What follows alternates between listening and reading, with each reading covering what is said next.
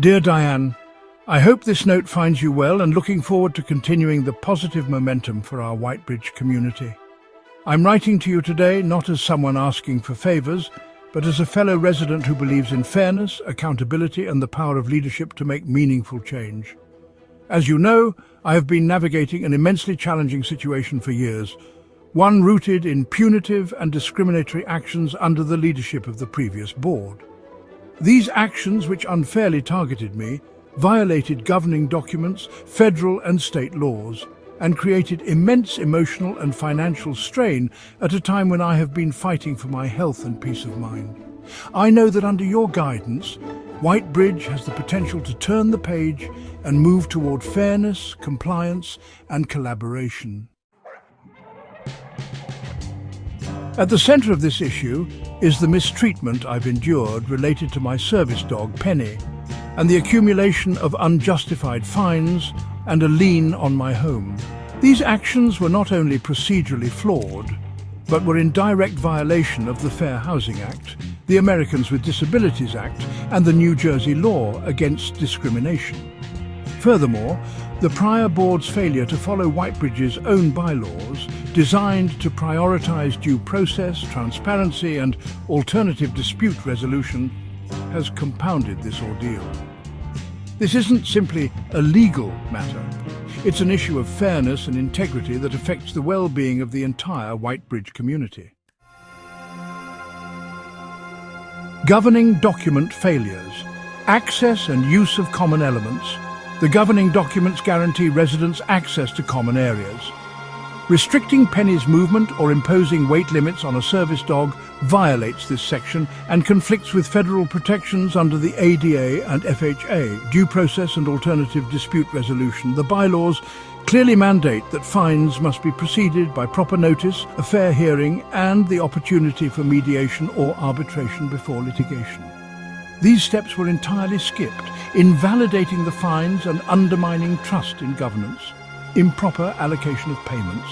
The bylaws stipulate that payments must first be applied to assessments, not fines. Yet my payments were misapplied to fines, artificially creating arrears. This mishandling further highlights the need for systemic corrections. Federal and state violations. Service dog protections. Under these laws, service animals are exempt from restrictions such as weight limits or designated areas. Penny's role in supporting my mobility and emotional health is critical to my medical care. Targeting her violates these protections. Anti-retaliation. The fines and eventual lien escalated after I ran for the board in 2023, suggesting retaliatory intent. This conduct contravenes both federal and state anti-retaliation statutes. Excessive and unlawful fines. New Jersey caps fines at $500 per infraction and $5,000 for ongoing violations. The nearly $50,000 in fines imposed on me far exceeds these limits and was levied without due process, rendering them both illegal and unenforceable.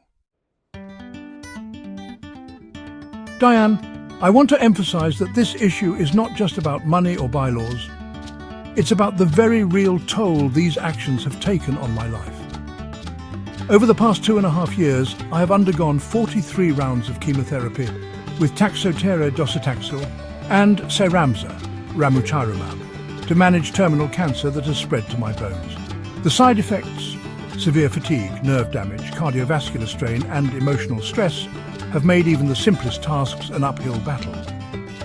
This winter has been especially hard, and the immense stress caused by this situation has worsened my condition. What I need now is peace, stability, and the ability to focus on whatever time I have left.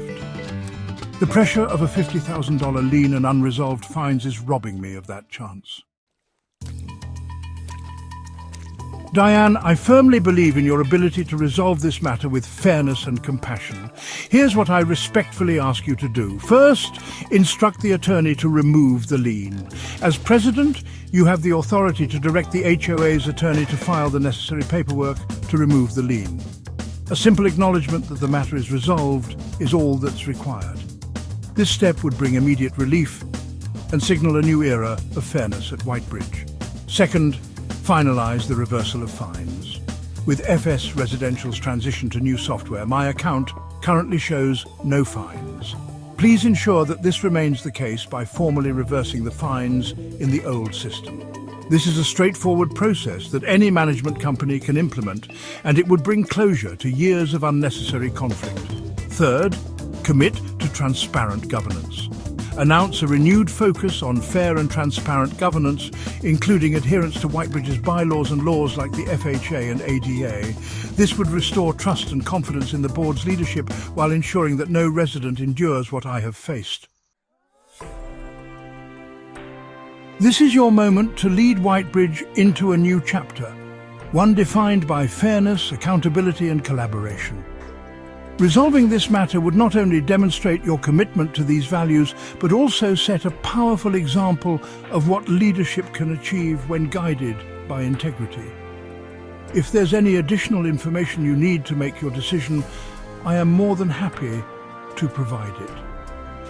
I am hopeful that together we can bring resolution to this matter and begin building a stronger, more united Whitebridge. Thank you, Diane, for your time and consideration.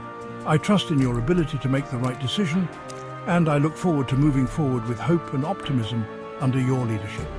Sincerely, Rick Capone, Unit Owner, Whitebridge Condominium Association.